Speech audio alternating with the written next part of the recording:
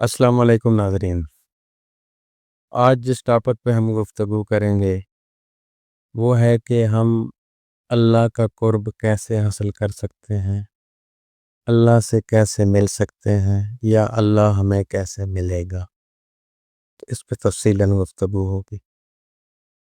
سب سے پہلے ہم دیکھیں گے، میں آپ کو ایک کہانی سناتا ہوں، اس میں آپ کو اس بات کی سمجھ آئے گی۔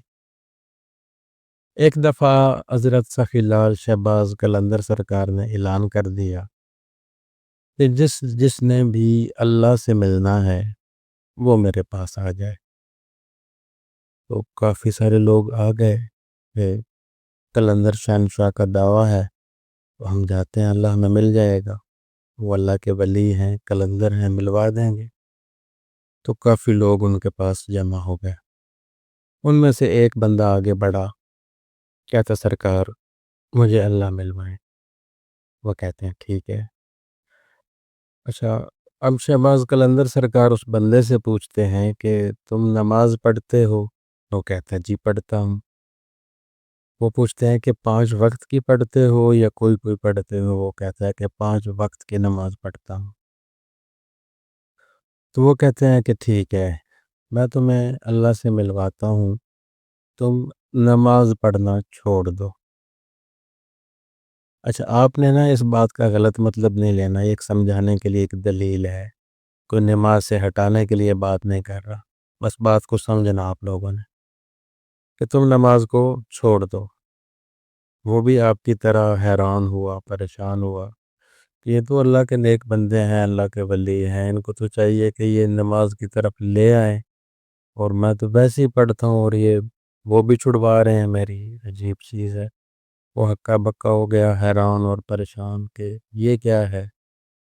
وہ مطلب اپنا اظہار بھی کرتا ہے ان کے سامنے کہ سرکار یہ اب کیا کہہ رہے ہیں۔ وہ کہتے ہیں کہ اللہ سے ملنا ہے نا، تو بس یہ کرو جو میں کہہ رہا ہوں۔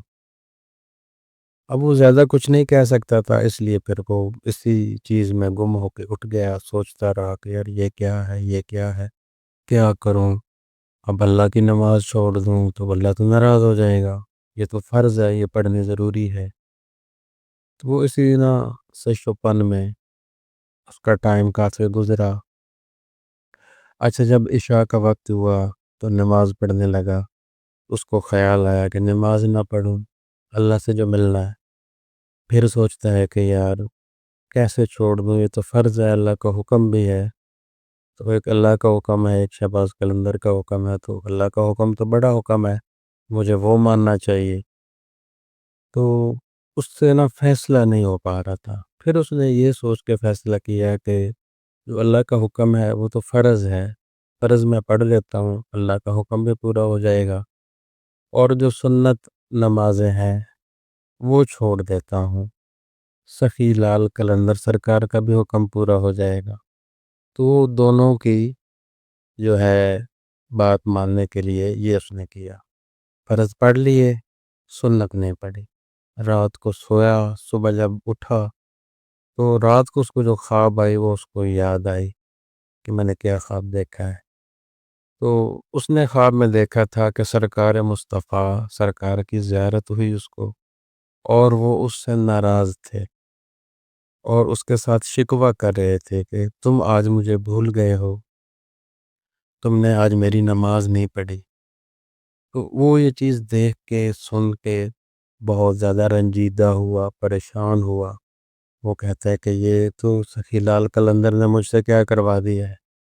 وہ اٹھا اور گیا سیدھا شہباز قلندر سرکار کے پاس اور کہتا ہے کہ سرکار آپ نے مجھ سے کتنا بڑا ظلم کروا دیا ہے کہ سرکار مصطفیٰ آئے تھے، وہ مجھ سے شکوہ کر رہے تھے کہ مجھے آج بھول گئے ہو، تو شکر ہے میں نے فرض پڑھ لیے تھے، تو ان کی نہیں پڑھی تو ان کا شکوہ آ گیا، اگر وہ نہ فرض نہ پڑھتا تو ادھر سے بھی شکوہ آتا، تو آپ نے یہ کیا کر دیا ہے۔ تو شہباز قلندر سرکار مسکرائے اور اسے کہا کہ تم سمجھے نہیں۔ وہ کہتا کہ اس میں کیا میں سمجھوں؟ وہ کہتے ہیں کہ جس کی نہیں پڑھی وہ آیا ہے نا، ان کی زیارت ہوئی ہے، وہ کہتا ہے ہاں۔ تو وہ کہتے ہیں کہ رسول کی نہیں پڑھی تو رسول سے ملاقات ہو گئی ہے نا، اگر تم فرض بھی نہ پڑھتے تو اللہ نے بھی آنا تھا، تو اللہ کی بھی زیارت ہو جانی تھی تم کو۔ تو یہ ایک کلندرانہ انداز تھا، مطلب یہ نماز سے دوری کی بات میں نہیں کر رہا، ویسے ایک ٹیکٹ بتا رہا ہوں آپ کو۔ اور اسی طرح ایک کم سن بچہ تھا، اس کی ایک بالغ لڑکی سے شادی ہو گئی۔ تو اب جب رات ہوئی تو وہ لڑکا سو گیا، تو اس نے کروٹ بدلی تو اس کو پیاس لگی تھی، اس نے پانی مانگا۔ تو اس کی بیوی نے سنا، وہ لے کے آئی پانی گلاس میں۔ جب وہ لے کے آئی تو وہ پھر سویا پڑا تھا، تو وہ وہاں پہ کھڑی ہو گئی کہ یہ پھر کروٹ بدلے گا، اور پھر اس نے اگر پانی مانگا اور نہ ہوا تو اس پہ کیا گزرے گی، تو یہ مجھ سے ناراض نہ ہو، اس پہ گراں نہ گزرے، اس لیے وہ ساری رات وہ لے کے کھڑی رہی۔ اور جب فجر ہوئی وہاں اس ٹائم تک وہ پانی لے کے کھڑی رہی۔ اللہ کو اس کی یہ ادا اتنی پسند آئی کہ اللہ نے اس کو اپنی ولایت عطا کر دی، اپنا قرب عطا کر دیا۔ تو یہ ایک دوسرا طریقہ تھا اللہ سے ملنے کا، اللہ سے قرب حاصل کرنے کا۔ تو اللہ جو ہے وہ 70 ماؤں سے زیادہ پیار کرنے والا ہے، بہت ہی مہربان ہے، بہت ہی رحیم ہے، بہت ہی کریم ہے۔ اس سے زیادہ آپ کو کسی سے پیار نہیں مل سکتا۔ بس آپ بھی اس پیار بھرے انداز کے ساتھ اس کے ساتھ تعلق رکھیں، ٹھیک ہے؟ اس کی جو عبادات ہیں وہ اس کی محبت میں کریں، نہ کہ اپنی جنت کے چکر میں، گناہوں کی معافی کے لیے، دوزخ سے بچنے کے لیے، یا اپنے معاملات زندگی سنوارنے کے لیے۔ جب آپ عبادات کریں گے تو ایک تو یہ عبادات میں شمار ہی نہیں ہوتی چیز، اور پھر وہ راضی کیسے ہوگا؟ آپ نے اس کو راضی کرنا ہے، اس کی جتنی بھی تخلیق ہے، اس کی جتنی بھی کاریگری ہے، اس پہ آپ غور و فکر کریں، اس کو داد دیں، اس کی تعریف یہ کریں کہ یا اللہ کیا بات ہے، تو نے یہ کیسے بنا دیا، پھول میں خوشبو کیسے آ رہی ہے، جگنو میں بغیر الیکٹرک کرنٹ یا بغیر کسی سرکٹ کے لائٹ کیسے جل رہی ہے، یہ پانی جو ہے اس میں کیا چیز ہے کہ یہ انسان کو زندگی عطا کر دیتا ہے، خضر کو اتنی طویل زندگی دے دی ہے، آب حیات سے ملی ہے۔ تو یہ اس کی تخلیق کاری جتنی بھی ہے اس پہ آپ غور و فکر کریں، اس سے لطف اٹھائیں، اس کو داد دیں، اس کو سراہیں۔ تو یہ چیزیں جو ہے یہ آپ کے اور اس کے درمیان جو دوریاں ہیں، جو خلشیں ہیں، وہ دور کرے گا، قربت بڑھائے گا، یکتائی پیدا کرے گا، اور وہ آپ کے دل میں اتر جائے گا۔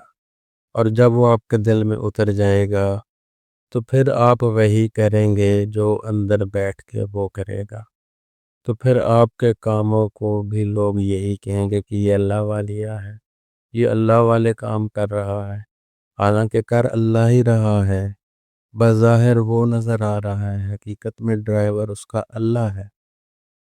تو یہ مقام جو ہے نا، یہ اس کی قربت کے بغیر نہیں، اور اس کی قربت اس انداز سے آپ لیں تو پھر قربت ملے گی، ویسے آپ ٹکریں مارتے رہیں تو کچھ حاصل نہیں ہے۔ امید ہے میری بات کی آپ کو سمجھ آئی ہوگی، اور آپ خود بھی غور و فکر کریں ایسی باتوں پہ، اور اپنے ادراک سیٹ کریں تاکہ آپ کو کامیابی ملے۔ اجازت دیں، اللہ حافظ۔